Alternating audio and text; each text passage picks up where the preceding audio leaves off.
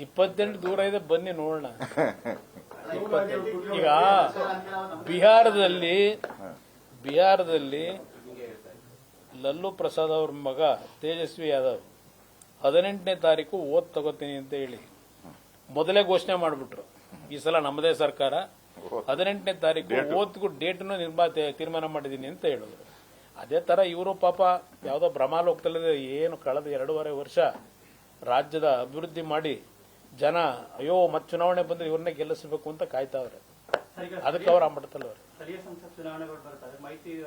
ಅದರ ಬಗ್ಗೆನೂ ಚರ್ಚೆ ಮಾಡಿದೀವಿ. ಸ್ಥಳೀಯ ಸಂಸ್ಥೆ ಚುನಾವಣೆಯಲ್ಲೂ ಆದಷ್ಟು ನಾವು ಒಂದು ಸಮನ್ವಯ ಸಮಿತಿ ಮುಖಾಂತರವೇ ಎಲ್ಲಾ ಜಿಲ್ಲೆನಲ್ಲೂ ಒಂದು ಕೋಆರ್ಡಿನೇಷನ್ ತರಬೇಕು ಅಂತಕ್ಕಂಥದ್ದಕ್ಕೂ ಇವತ್ತು ಚರ್ಚೆ ಮಾಡಿದ್ದೀವಿ. ಬೆಳಗಾವಿ ಅಧಿವೇಶನದ ನಂತರ ನಾವು ಕೂತು ಎರಡೂ ಪಕ್ಷಗಳು ತೀರ್ಮಾನ ಮಾಡ್ತೀವಿ. ಡಿಮ್ಯಾಂಡ್ ಮಾಡ್ತಾ ಇದೆ ಡಿ.ಕೆ. ಶಿವಕುಮಾರ್ ಅವರು ಮುಖ್ಯಮಂತ್ರಿ ಆಗಬೇಕು ಅಂತ ಹೇಳಿ. ಹಾಗೆಯೇ ಸ್ವಾಮೀಜಿ ಕೂಡ ಹೇಳಿದ್ದಾರೆ. ಸ್ವಾಮೀಜಿ ಕೊಟ್ಟಂತ ಹೇಳಿಕೆ ನಂತರ ಸಾಕಷ್ಟು ಚರ್ಚೆ ಆಗಿದೆ ರಾಜಕೀಯದಲ್ಲಿ. ಏನ್ ಚರ್ಚೆ ಆಗಿದೆ? ಒಕ್ಕಲಿಗ ವರ್ಸಸ್ ಐದು ಅನ್ನುವಂತಹ ರೀತಿಯಲ್ಲಿ ತಮ್ಮ ಅಭಿಪ್ರಾಯ ಸರ್? ಈಗ ನಮ್ಮ ಅಭಿಪ್ರಾಯ ಇವತ್ತು ಸ್ವಾಮೀಜಿಯವರು ಒಕ್ಕಲಿಗ ಸ್ವಾಮೀಜಿ ಇರ್ಬೋದು, ಕೂರ್ಮ ಸಮಾಜದ ಸ್ವಾಮೀಜಿಗಳಿರ್ಬೋದು, ಇನ್ನೂ ಹಲವಾರು ಸಮಾಜದ ಸ್ವಾಮಿಗಳಿರ್ಬೋದು, ಚರ್ಚೆ ಮಾಡಿರೋದು ಗಮನಿಸಿದ್ದೇನೆ. ಅದು ಅವರವರ ವೈಯಕ್ತಿಕವಾದ ಅಭಿಪ್ರಾಯ. ನನ್ನ ಅಭಿಪ್ರಾಯದಲ್ಲಿ ಇಲ್ಲಿ ರಾಜಕಾರಣದಲ್ಲಿ ಧರ್ಮವನ್ನು ನಾವು ಬೆಳೆಸೋದು ಬೇಕಿಲ್ಲ. ಇವತ್ತು ಈ ರಾಜ್ಯದಲ್ಲಿ ನಡೀತಿರತಕ್ಕಂಥದ್ದು ಈ ಕಾಂಗ್ರೆಸ್ನ 140 ಸೀಟ್ ಕೊಟ್ಟು ಈ ನಾಡಿನ ಜನತೆ ರಾಜ್ಯದಲ್ಲಿ ಒಳ್ಳೆ ಕೆಲಸ ಮಾಡಿ ಅಂತ ಹೇಳಿದ್ರೆ ಸಮಾಜಗಳ ಮಧ್ಯೆ ಬಿರುಕುಂಟು ಮಾಡಿ ಸಂಘರ್ಷಕ್ಕೆ ಮತ್ತು ವಿಶ್ವಾಸದ ಕೊರತೆಯನ್ನ ಜಾತಿಯಲ್ಲಿ ಮೂಡಿಸ್ತಕ್ಕಂಥದ್ದಕ್ಕೆ ಈ ಕಾಂಗ್ರೆಸ್ ನಾಯಕರ ನಡವಳಿಕೆ ಕಾರಣ. ಇಲ್ಲಿ ಇವತ್ತು ಯಾರು ಚಿತಾವಣೆ ಮಾಡಿದ್ರು, ಯಾರು ಅದಕ್ಕೆ ಬಲಿಯಾಗ್ತಾರೆ, ಅದೆಲ್ಲ ನಾನು ಚರ್ಚೆ ಮಾಡ್ಲಿಕ್ಕೆ ಹೋಗೋದಿಲ್ಲ. ಆದರೆ ನಾನು ಎಲ್ಲಾ ಸಮಾಜದ ಪರಮ ಪೂಜ್ಯ ಸ್ವಾಮೀಜಿಗಳಿಗೆ ಮನವಿ ಮಾಡೋದು, ರಾಜಕಾರಣ ಮಾಡತಕ್ಕಂಥವರಿಗೆ ರಾಜಕೀಯ ಬಿಡಿ.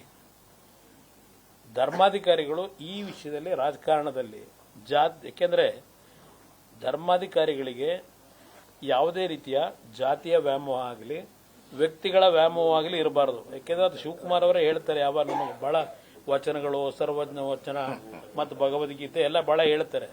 ಅದರಲ್ಲಿ ಏನು ಹೇಳ್ತಾರೆ? ಈ ವ್ಯಾಮೋಹ ಬಿಡಬೇಕು. ಇವತ್ತು ಜಾತಿಗಳ ಮಧ್ಯೆ ಕಂದಕ ಸೃಷ್ಟಿ ಆಗಬಾರದು. ನಾವೆಲ್ಲ ಒಟ್ಟಾರೆ ಅಣ್ಣ ತಮ್ಮಂದ್ರ ತರ ಇರಬೇಕು. 7 ಕೋಟಿ ಜನ್ಮ. ಇಲ್ಲಿ ಒಬ್ಬ ರಾಜ್ಯದ ಮುಖ್ಯಮಂತ್ರಿ ಆಗೋದು ಜಾತಿಯನ್ನ ಪ್ರತಿನಿಧಿಸಲಿಕ್ಕೆ ಮುಖ್ಯಮಂತ್ರಿ ಆಗಲ್ಲ, ನಾಡಿನ ಜನತೆಯನ್ನ ಸಂಪೂರ್ಣವಾಗಿ ಪ್ರತಿನಿಧಿಸತಕ್ಕಂಥದ್ದಕ್ಕೆ ಮುಖ್ಯಮಂತ್ರಿ ಆಗೋದು. ಏನು ಒಂದು ಜಾತಿ ಮುಖ್ಯಮಂತ್ರಿ ಆದ ತಕ್ಷಣ ಆ ಜಾತಿ ಎಲ್ಲ ಸಂಪೂರ್ಣವಾಗಿ ಏನು ಸುವರ್ಣದ ದಿನಗಳನ್ನ ಕಾಣ್ತಕ್ಕ ಸಾಧ್ಯವಾ? ಬನ್ನಿ ಹಳ್ಳಿಗಳ ಕಡೆ ಏನಿದೆ ನೋಡಿ, ಪರಿಸ್ಥಿತಿ ಏನಿದೆ ಇವತ್ತು ಪಬ್ಲಿಕ್ನಲ್ಲಿ. ಇವ್ರ ಗ್ಯಾರಂಟಿ ಮೇಲೆ ಏನೆಲ್ಲ ಸಂಪದ್ಭರಿತವಾಗಿದ್ದಾರಾ? ಯಾವ ಮಟ್ಟದಲ್ಲಿ ಜನ ಇದ್ದಾರೆ ನಾವು ನೋಡಿದ್ದೀವಿ. ಅದರಿಂದ ಇಲ್ಲಿ ಒಬ್ಬ ಮುಖ್ಯಮಂತ್ರಿ ಆಗೋದು ಜಾತಿ ಹೆಸರಿನಲ್ಲ, ರಾಜ್ಯದ 6.5 ಕೋಟಿ ಜನತೆ ರಕ್ಷಣೆ ಮಾಡತಕ್ಕಂಥದ್ದಕ್ಕೆ ಮುಖ್ಯಮಂತ್ರಿ ಆಗೋದು. ಎಲ್ಲರನ್ನೂ ಸರಿಸಮನಾಗಿ ಕಾಣಬೇಕು. ಅದರಿಂದ ಧರ್ಮಾಧಿಕಾರಿಗಳಿಗೂ ನಾನು ಮಾತಾಡೋದು, ನಾವು 2 ಬಾರಿ ಬಿಜೆಪಿ ಜೊತೆ ಸರ್ಕಾರ ಮಾಡಿದೆ, ತಪ್ಪುಗಳು ನಮ್ಮಿಂದ ಆಗಿರುತ್ತವೆ. ಅದಕ್ಕೆ ಮಠಾಧೀಶರನ್ನ ಯಾಕೆ ಕರಿಬೇಕು ಬೀದಿಗೆ? ಕಾಂಗ್ರೆಸ್ ಜೊತೆ ಸರ್ಕಾರ ಮಾಡಿದೆ, ಏನ್ ತಪ್ಪು ಮಾಡಿದ್ದೆ ಅಂತ ತೆಗೆದ್ರು ಅವರು. ಆಗ ಬನ್ರಪ್ಪ ನಾನು ಒಕ್ಕಲಿಗರನು ಉಳಿಸ್ಕೊಳ್ಳಿ ಅಂತ ಅಂದ್ಬಿಟ್ಟು ಯಾರಾದ್ರೂ ಕರೆದ ನಾನು?